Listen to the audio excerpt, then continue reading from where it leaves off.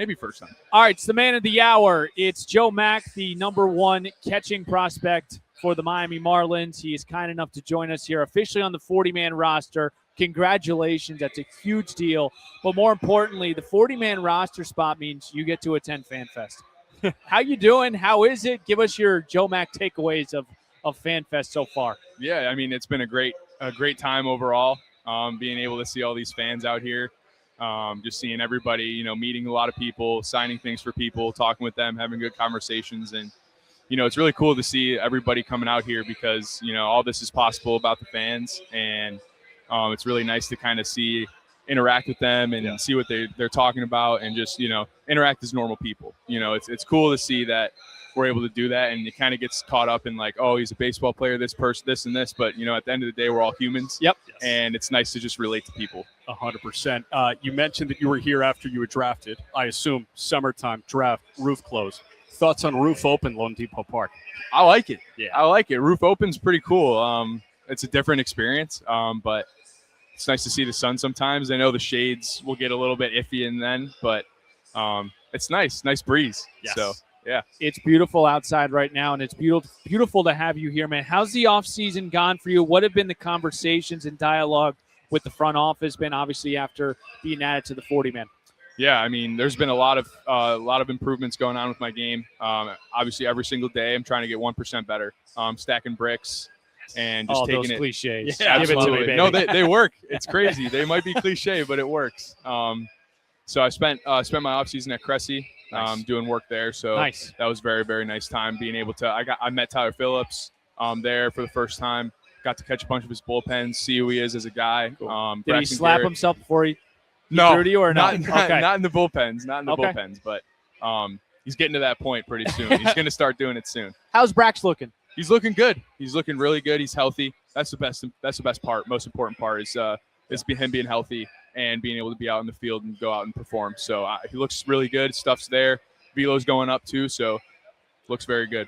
Now, last spring, we had a quick conversation, and I asked you your go-to wing spot in Buffalo, New York. Did you get the opportunity to go back to Buffalo and partake in the wings at all? I actually didn't this year. This was the first time this year in my life I didn't go back to Buffalo. Okay. So I decided to spend the year here and the offseason here. My family's moving down here, so cool. My Nice. parents now live in the Villages in Orlando. Nice. And my sister lives here as well in Jupiter Farms. So, it's kind of nice to just be around all family and, just being around everybody. So I'd be the only one in Buffalo. So no point in going up there. And not to mention the freezing. Yeah. That also. It sounds that like you're also, not clamoring to go back. No, not exactly. Not Chicago, Jersey, Buffalo. Those are tough winters. Tough winters. I mean, the last 2 winters we had like 5 to 7 feet of snow.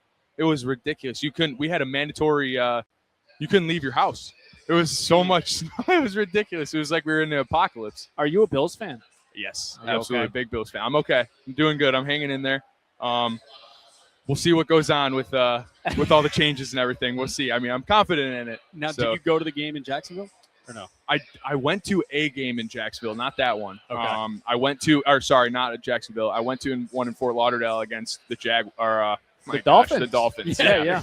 That was pretty cool. I went. My buddies came in. My sister actually went too, so that was really nice. But it was a lot of fun. We lost that game, unfortunately, and the amount of booze and like just talking smack was unbelievable. I mean, you were like, they would just say bye, Wow. all that taunting and all that stuff. It was crazy, but it was a cool experience. I mean, I'm really excited about that and looking forward to seeing what they're going to do next year. All right, let's get to the meat and potatoes, man. You had another incredible year, man. Let's start with winning the AAA championship. What did that mean? I mean, that was just a testament to the season. That was just showing that we got it done early and we didn't stop working. We kept going, kept doing everything we needed to do, and ultimately we pulled through. And it was an experience, a roller coaster of emotions. It was a long season, of course. Hopefully the season gets longer for me as well next year or this year. But it was just a really, really cool experience overall. Just being able to be down in the nitty gritty with all those guys. Seeing a lot of people come in, seeing a lot of people go out, people going up. It's really exciting, and just to be able to pull through and get the job done for our teammates previous past was a very cool experience. Now, did you also start levitating when Jacob Berry hit the home run? I think I did, honestly.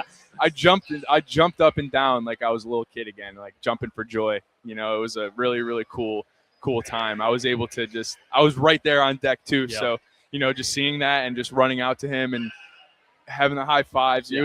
it was an unbelievable experience. I'm really sure, cool. man. Now, 25 was chock full of accolades for you, and we're talking about the AAA National Championship Futures Game appearance. This outlet, that outlet, is ranking you a top 5 catching prospect in the game, a top 3 catching prospect in the game. Do you have like blockers on? Do you care about that stuff? Will you wear it as a badge of honor, or is that one of those things that you just want to stiff arm and control your day? You know, that's a good question. Those are things that I don't really look at. Those are things that don't really hold weight to me, you know, because at the end of the day, what is a ranking on a sheet of paper going to, you know, prove dominance or prove ability on the field? So, you know, I really shut that out. And I also don't really, opinions of other people don't really matter. And, you know, just shutting that out and just being able to just focus on what I'm doing and being present where my feet are. And I'll tell you another thing that helps me is God being able to have his presence on me and just the peace that he gives me. And, you know, it doesn't really bother me what people think, good or bad. You know, it's great if you think I'm great. It's great if you think I'm bad. It's all good. So at the end of the day, you know, I just got to go and just be my own self, be my person. All right, so here's one opinion that could matter. This was Peter Bendix the day after the season, or the week after the season. Okay. On Joe Mack. Joe Mack did everything you could want from a 22-year-old catcher. Offensively, defensively, as a leader, he's a special player. What goes through your mind when you hear that? That's an amazing statement. You know, just being able to hear that from Peter and the GM and all that is really, really cool. It's very encouraging, and it just gives me more motivation to do even better and be a better player each year that I go into the field. We talked about this a little bit when we had you and Thomas on right before the Futures game, and we asked you, like, why do you feel like people describe you as special? Has that changed? Has that answer changed? And how would you answer that? Why do people describe Joe Mack as special? You know, I think it has to do with a little bit of both who I am on the field, but also more importantly, who I am off the field.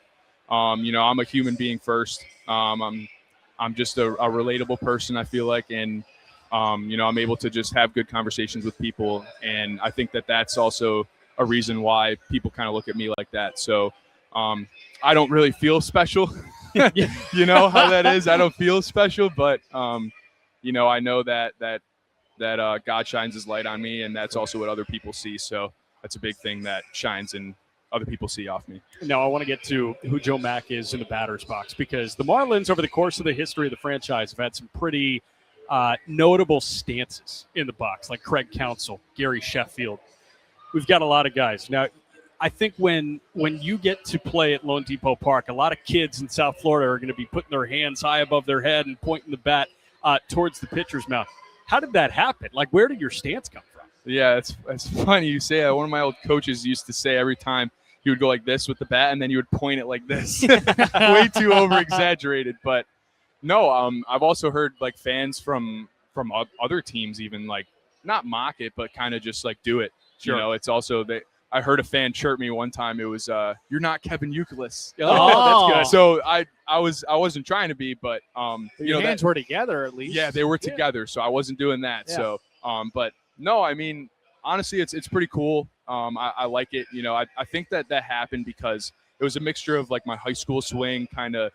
I always knew that my hands were going to be high in my stance. I knew that that's a comfortable position for me. I feel like I can fire to the ball and get to the ball as best as I possibly can from that position.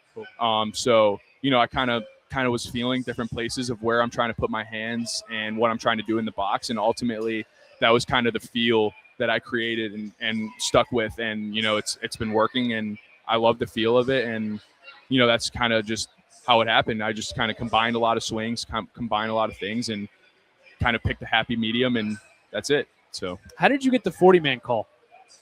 Was it a call? Did you get a letter? Like what? Yeah, no, it was a call. It was a call. I believe it was Rachel.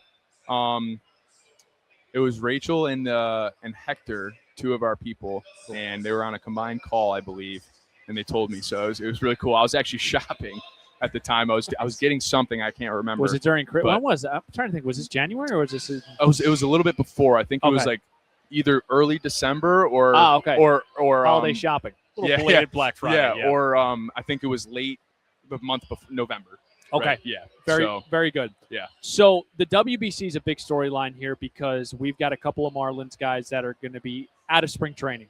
What's the spring training going to look like for you? Because it feels like this is an opportunity where you're going to get some pretty good run.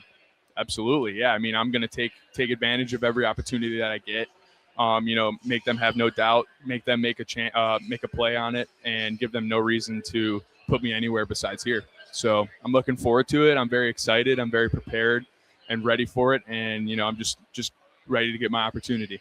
We've got a really fun crop of catchers with you, with Augustine, with Liam. It's so cool because you guys do a bunch of different things really well. And like if you created a hybrid of all three of you, it's like literally the perfect baseball player.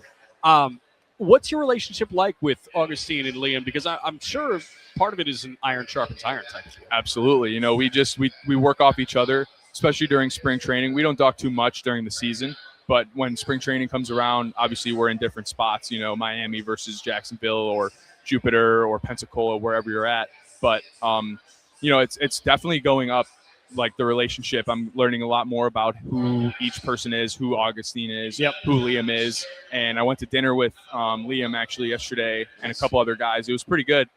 Just got to spend time with them, talk with them, and kind of meet them. So it's really cool just talking about like different ideas in the cages as well, and bouncing off ideas. Hey, why do you do this? Hey, what's different about this? Hey, what's it like in the big league? All that stuff. So just kind of like iron sharpens iron, as you said, and just learning as much as I can from all those guys. Two quick ones for me. How's your Spanish? Because we have the same Spanish teacher. Oh, it's better. What's your? Let's be honest with each other, man. What's our? When you start to get into conversation, do you feel your palms starting to sweat a little bit and start to kind of process things? Because I feel very pressured to keep tempo. Yeah, well, that's my thing. They speak so fast, Yes. it's hard not to give into that. Yeah. But my thing is I can hear it very well. I understand it way better than I can speak it. And so I'll be able to have a little bit of a conversation with guys, but I can understand them way better than what I'm trying to say. I can pick out a few key words here and there and then kind of put the sentence together. Usually it's right. Sure. If not, then I'll be corrected. I stand corrected, not a problem. But it's improving here and there. So okay. Yeah. And then a random segue. Have you thought about the moment that you'll be here, just making your debut? I don't know if it's going to be in Miami or not, but that would be great. I would love that. Great. Yeah. I definitely have. I've been having that visuals about that too. Just stepping up into the plate. And also being down there for doing the Miracle League and the Home Run Derby and all that stuff. Yeah.